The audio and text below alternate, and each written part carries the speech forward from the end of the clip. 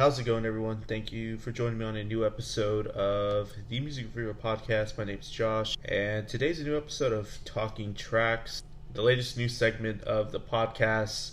This is going to be episode 2. We're going to be doing this every now and then, however frequently I can go ahead and gather around 10 tracks or so to talk about that are pretty fresh. And yeah, I'll just be giving my thoughts on them, no ratings or anything like that. And for the time being, I think this is going to be a YouTube only sort of segment. I may upload this to the podcast side, we'll see. But as always, if you're new to Talking Tracks, welcome. What I did on the last episode of Talking Tracks was I included the old segment, a best and worst track of the week, and a very condensed version at the end of the episode. I will be doing that right now as well for this episode, so if you want to stick around for that or just fast forward to the end. So yeah, for the week of August 7th and July 31st, I'll be covering best and worst track of the week. If you weren't familiar with that show, it was just a show where every week I covered all new entries into the Billboard Hot 100, gave each track a letter grade, and picked one that's the worst, picked one that's the best. So that's pretty much what I'll be doing, except I'll just be announcing the worst and best track of the week to condense it. And so that there's no confusion, this only means that it is the best and worst track that came into the Hot 100 that week, not the best and worst track of that week in like all of music or whatever. That it's just for that particular thing. But yeah, other than that, before we get started, just want to let everyone know, new episode of the podcast album review series came up a couple days ago. I covered the latest album by Clairo titled Sling. I thought that was a really interesting album, a huge shift stylistically, musically, aesthetically. Well, I guess that's the same thing as stylistically. But yeah, from her first album, Unity, to this one, a huge shift. She's more centered around a singer-songwriter style that is more keyboard and piano-centric rather than an indie pop or bedroom pop, indie rock sort of thing. But anyways, it turns out... But anyways, I thought it was a pretty cool album. Go ahead and listen to the album if you have some time. Also check out the review. But yeah, other than that, any announcements podcast-wise, if you maybe haven't listened to it, also there's a review for Modest Mouse, The Golden Casket. I reviewed that album. It's right before the Clairo review. But yeah, other than that, there was a brief break. If you didn't listen to the Clairo album review, I just took a week or so, I guess, because I went on vacation, did some stuff with the fam. But other than that, yeah, we're kind of back. I'm going to try to upload a bit more frequently. Also, down the pipeline, I think I'll be covering the latest Eve's Tumor EP right after this. So be on the lookout for that. And then I guess if anyone has any suggestions ever on what I should review, go ahead and put it in the comment sections or send a voice message on Anchor, because I think that's still a thing. But anyways, let's go ahead and get into the gist of all these tracks. Alright, so first track this week, we're doing one of the newer tracks from a band named Jungle. The title of the track is Truth. Jungle is a band from the UK, I guess comprised of 2 producers primarily. They kind of came onto the scene around 2014, so right in the midst of like this weird indie boom that was going on, and they had some, I guess, relatively successful hits. Nothing too crazy stateside, but I guess Busy Earnin', The Heat, and maybe a track called Time were their better known ones. They had a lot of buzz around that time. They're kind of like this electronic inspired, almost disco influenced duo, but I guess when they perform live, they're actually a band. And since 2014, I haven't really kept up with much of their work, but I just wanted to maybe see if this catches my interest. There is an immediate upbeat nature in the instrumentals that kind of reminds me of like what Fits in the Tantrums have put out at some point, more towards the latter point of that band's discography. I will say there is a signature high-pitched like falsetto vocal thing going on that is present on this track that Jungle typically presents. It just really sounds like it's copy and pasted, fits in the tantrums though, especially in the instrumental. The drum machine can sound a bit cheap at times, even though there are some brass textures towards the end of the track. That kind of relates even more strongly to something you'd expect on a Fits in the Tantrums track. It's a pretty straightforward song overall, but I don't think it necessarily makes me excited or even more curious about more jungle music. The next track after that is from a band called Turnstile with the track called Blackout. This is a sort of promising, I won't say up and coming because they've been established for a bit now, but they're kind of the hardcore beatdown punk influence sort of scene going on right now. That actually is still pretty healthy and vibrant if you really try looking for it. This is just kind of one of the more highlighted bands, I guess, when we're looking at the overall scope of the scene. But this kind of goes a bit away from that typical beatdown sort of style. It starts out with a very heavy groove that starts just the track, especially as the bass and drums kicks in. Powerful transition that we get to the chorus that hits quite heavily. I'm digging the auxiliary percussion that we get throughout the track. It makes it a lot more interesting and captivating. The call-in response between the vocals and lead guitar is pretty cool when it happens. And it's very poppy in a sense. Like, it sounds more like radio friendly or just digestible. And they keep the typical beatdown breakdowns though. Towards the end, they do kind of throw it in to keep the track a little bit more interesting. But I will say that the vocals here kind of remind me a bit of like Jane's Addiction at sometimes. It's not like a complete carbon copy, but it's not bad. And so I thought this was probably one of the more interesting tracks of the week. After that, we covered Still Woozy, Get Down. So a lot of these Still Woozy singles from, I guess, his upcoming album have been quite hit and miss. This one was a bit different than maybe what I was expecting, or maybe some of the better singles that I've heard. It's not the most memorable Still Woozy track I've heard, and I was actually surprised this track was released as a single. There are some light and fluffy vocal harmonies at time in the track that kind of stick out quite nicely though, so I will say that's probably one of the better attributes of the track, and I wish they were maybe brought out a bit more. The drum track can maybe feel a bit too heavy or clunky or clumsy at times, especially in the fills. I will say that does have quite a big of a presence on the track, and not necessarily in a good way.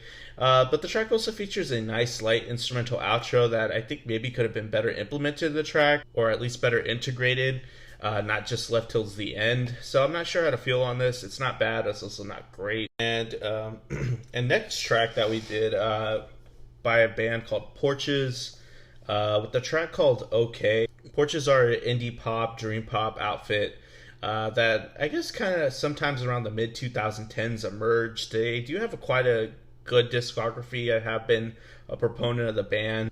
Their sophomore album Pool, released in 2016, was probably one of my favorite albums from that year, or that mid 2010s even.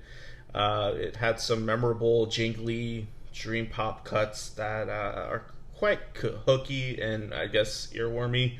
If anyone ever is interested in that project, highly recommended. This is pretty much a track here with OK.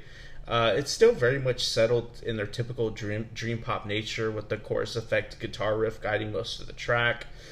Some very heavy and prominent kick drum all throughout. It leans heavily on trying to be hooky with the repetitive chorus, OK, OK, OK, and the melodic motif that it's centered around presents itself all throughout the track. There's some nice running melodic bass lines that I wish were maybe a bit more punchy and audible and just brought out more in the mix. I will say most of those tracks do include very memorable and I guess hooky bass guitar grooves, and that kind of just support the track in a very nice manner. But there was a kind of like a sister single that was released titled I Like That I'm not covering on this episode. I think that one was probably the stronger of the two. So, but if you have time to check out both of those tracks, check out OK as well. But I will say I Like That was probably just more solid of a track overall. But OK was still sort of a decent cut as well. Next track was a pretty interesting one by the artist Sam Fender with 17 Going Under. Sam Fender is a UK singer-songwriter uh, that I guess was also an actor at some point. He might be recognized from some sort of successful show. But I guess I was introduced to him maybe about a year or two ago with a track I believe called Will We Talk. That was kind of being thrown around contemporary indie rock radio rotation, which I thought was a pretty decent track. It certainly made me interested in the artist overall. I guess going back on some of the discography, I maybe thought some of it wasn't as memorable as that one track that definitely kind of hooked me at first, but I definitely see some potential, especially in this track. It's a huge stylistic shift from, I think, the straightforward alternative rock style he's been hammering on. This is very much so more in the style of like a War on Drugs track, especially with that groove that is laid down by the drum track when it's fully kicked in on this track. But it does open up a bit with the taste and sound palette maybe of a Vance Joy song. But that quickly kind of goes away. And this track has a really big and rich presence to it with how the instrumentation is implemented and mixed.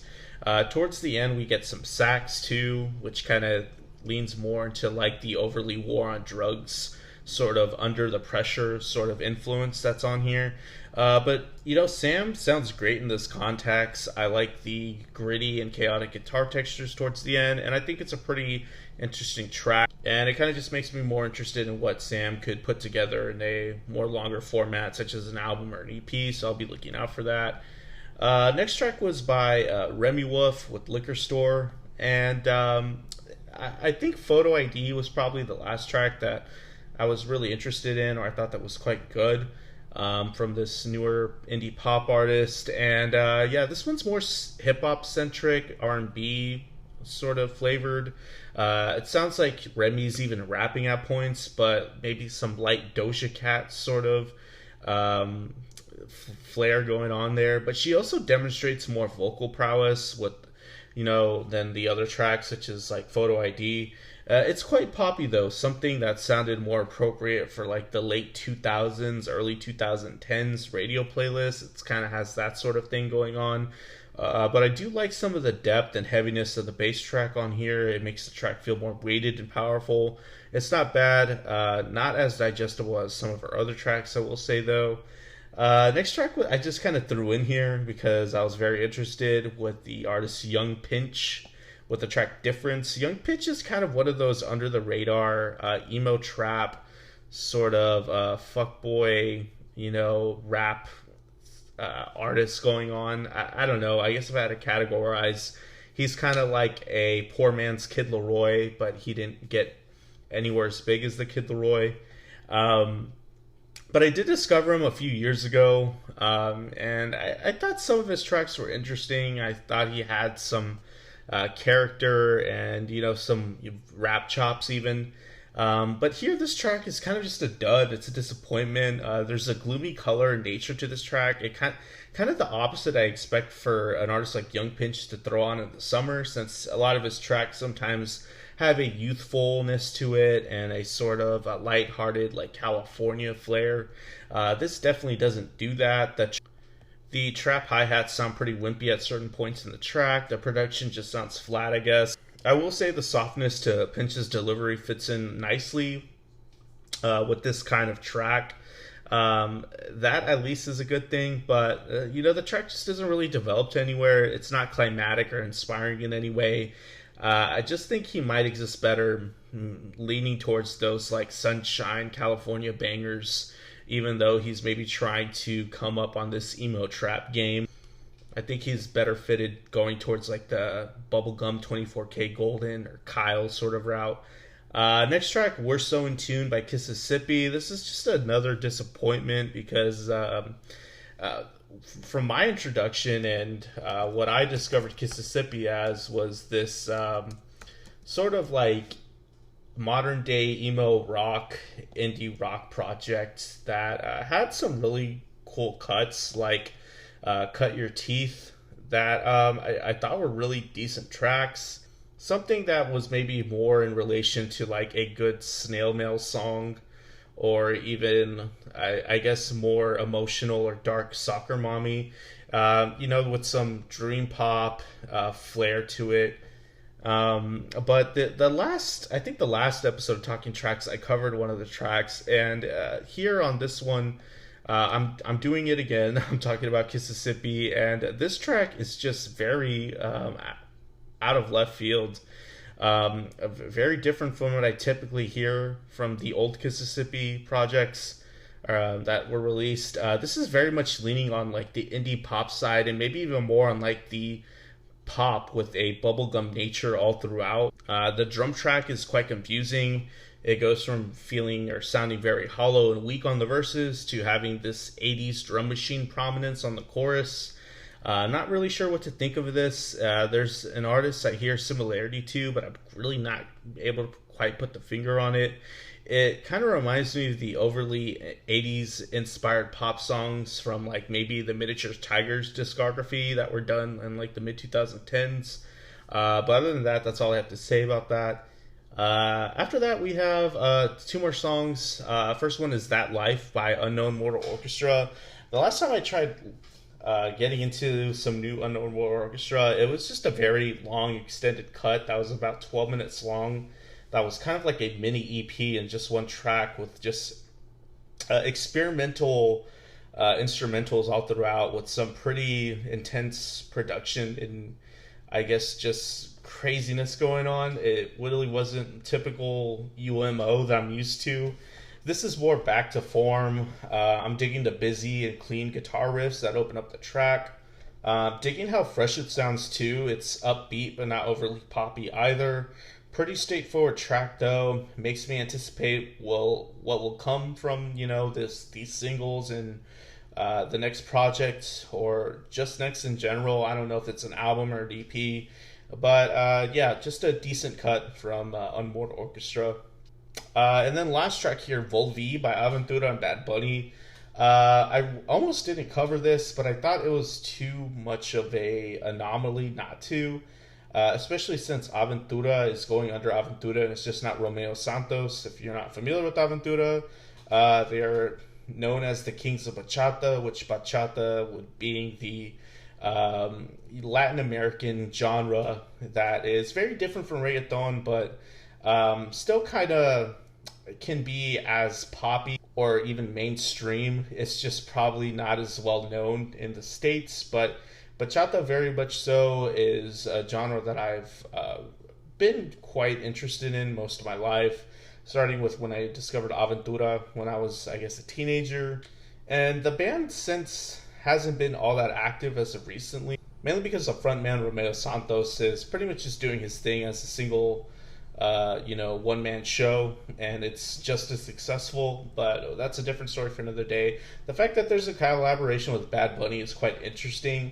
Although I will say it's quite interesting also that this track really isn't a bachata kind of track. It features a lot of reggaeton flair to it with the plucked staccato clean guitar straight from like 2000s reggaeton. Surprised this didn't really go, the typical bachata way with the straightforward bass grooves and I guess plucked clean guitar.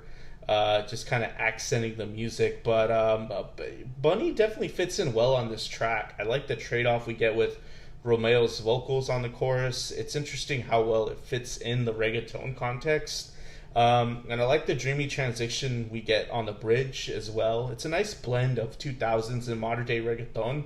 Don't know if I want to hear a lot of this, but it's interesting, and for now, just hearing something like this, I don't know why they would just collab one time, I guess just to say they did it. But anyways, yeah, that's pretty much the 10 batch of tracks we covered.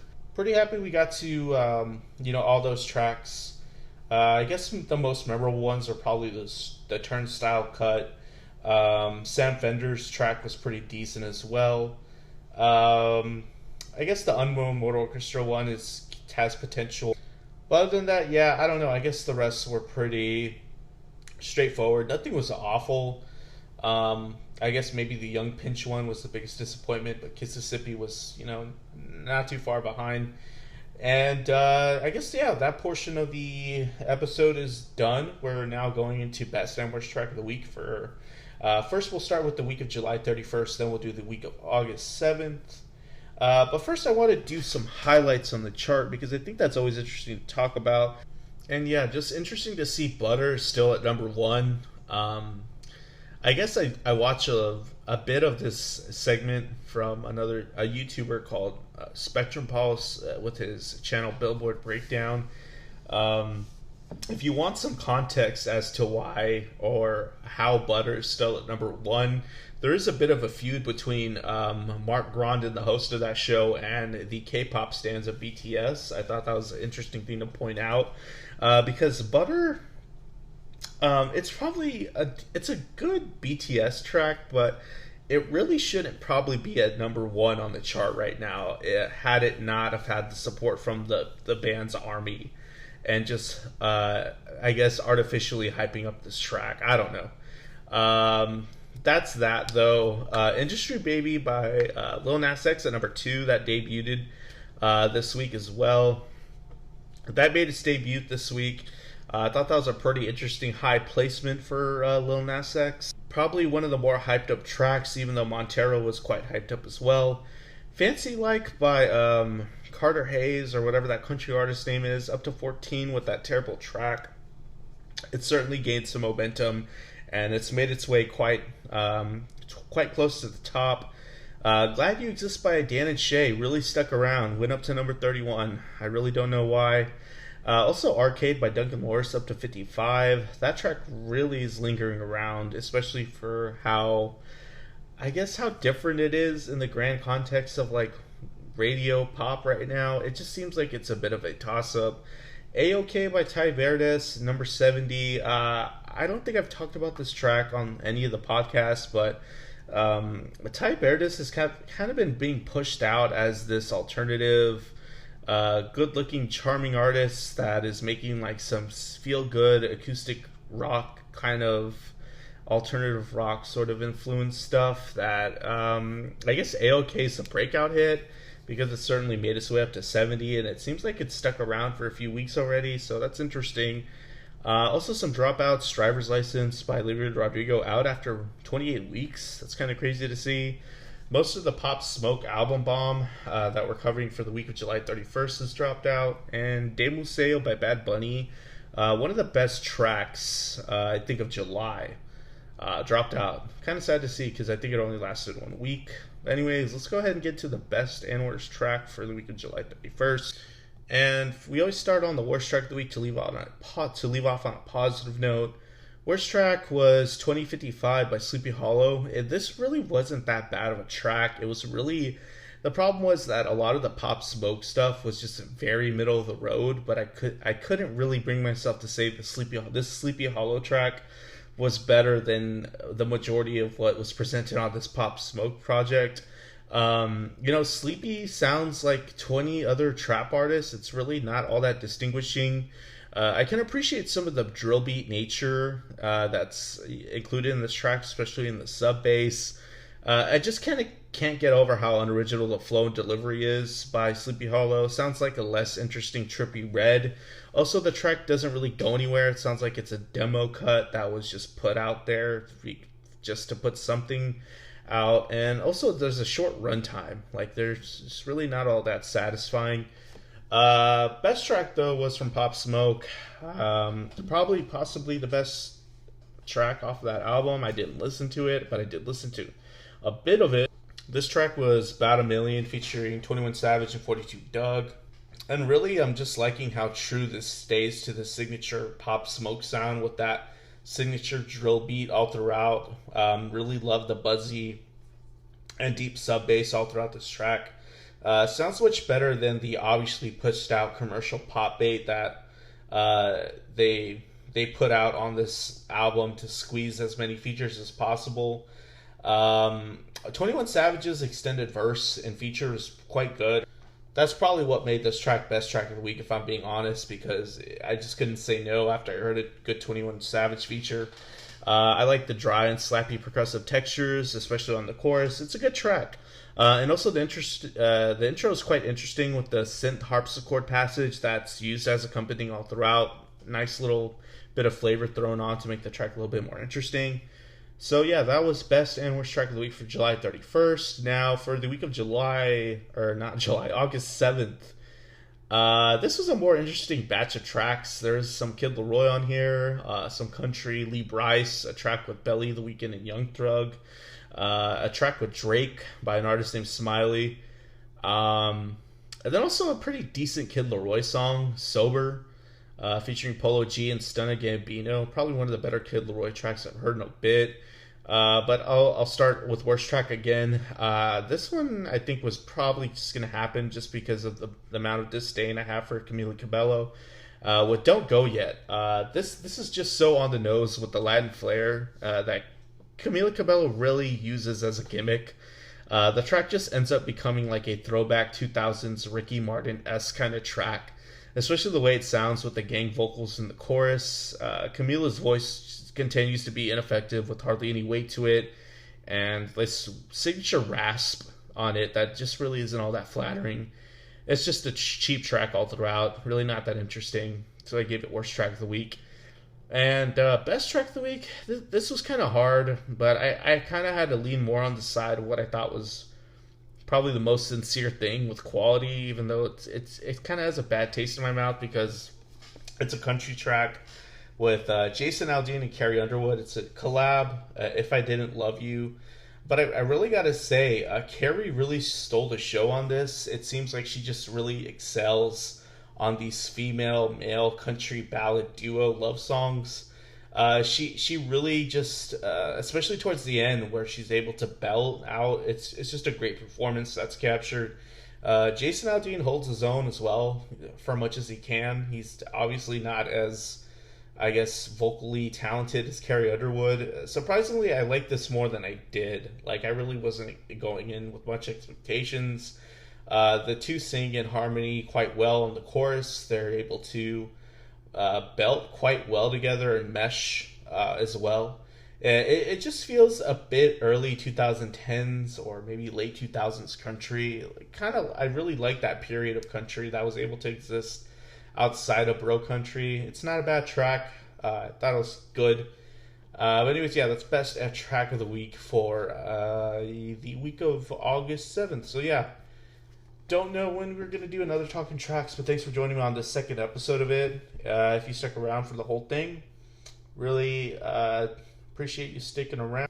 But other than that, yeah, leave a comment, like and subscribe on YouTube if you're there. Leave some feedback, good or bad. Also, subscribe on your preferred listening service, even though this might not be on an actual streaming service. It might just be on YouTube. Either way, check out the podcast on Spotify, Anchor, Overcast, or whatever. And I'll see you later.